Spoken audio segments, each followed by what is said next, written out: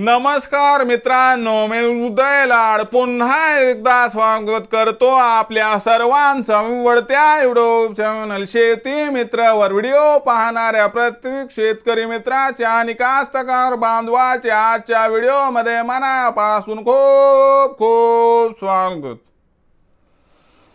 मित्रांनो, thumbnail पाहितलं, title वाचलं हो मित्रांनो, सामान्य सोयाबीन उत्पादक कास्तकार बांधवांसाठी सर्वात महत्त्वाचा व्हिडिओ की आता सोयाबीनच्या पिकामध्ये 100% करा सल्फरचा वापर। मग सध्याच्या कंडिशनला सोयाबीनच्या पिकामध्ये सल्फरचा वापर का करावा, किती करावा, कसा करावा आणि सध्याच्या कंडिशनला सोयाबीनच्या पिकाला सल्फर देण्याची काय आवश्यकता आहे आणि जर आपण सध्याच्या कंडिशनला सोयाबीनच्या पिकाला सल्फर दिलं तर याचा काय फायदा होणार, या प्रश्नाचं अचूक उत्तर जाणून घेण्यासाठी आता आपण सर्वांनी हा व्हिडिओ सुरुवातीपासून शेवटपर्यंत नक्की पाहावा।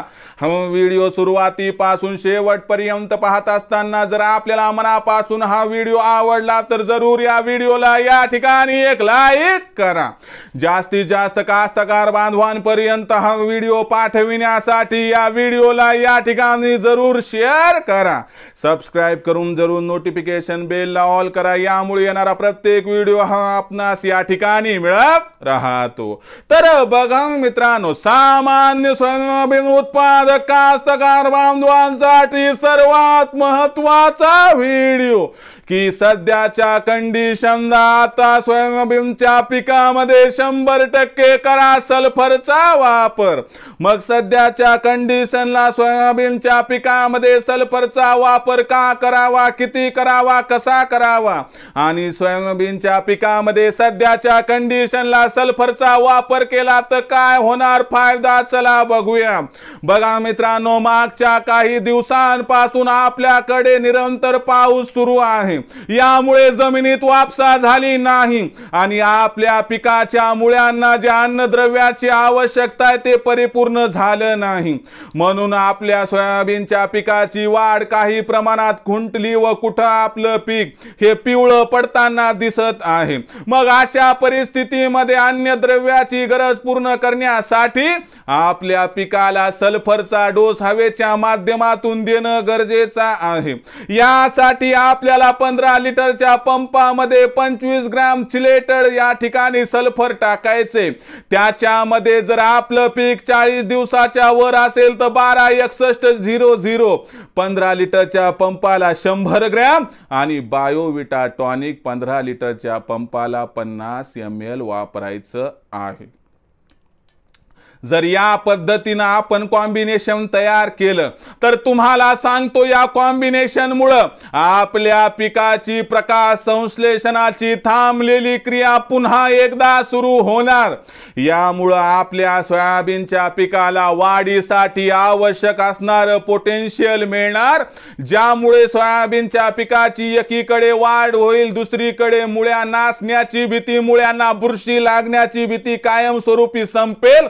मग भविष्यात कितीही पाऊस पडू द्या, काही टेन्शन घ्यायची गरज नाही। म्हणून लक्षात घ्या मित्रांनो, 15 लिटरच्या पंपाला 126100 100 ग्रॅम, 15 लिटरच्या पंपाला बायोविटा 50 ml, 15 लिटरच्या पंपाला 25 ग्रॅम चिलेटेड सल्फर, या तिन्हीचं कॉम्बिनेशन एकत्र करून मित्रांनो आपलं पीक 40 दिवसाच्या वर जर झालं असेल तर लगेच करा फवारणी, सोबत कीटकनाशकाचाही वापर आपण या ठिकाणी करू शकतो।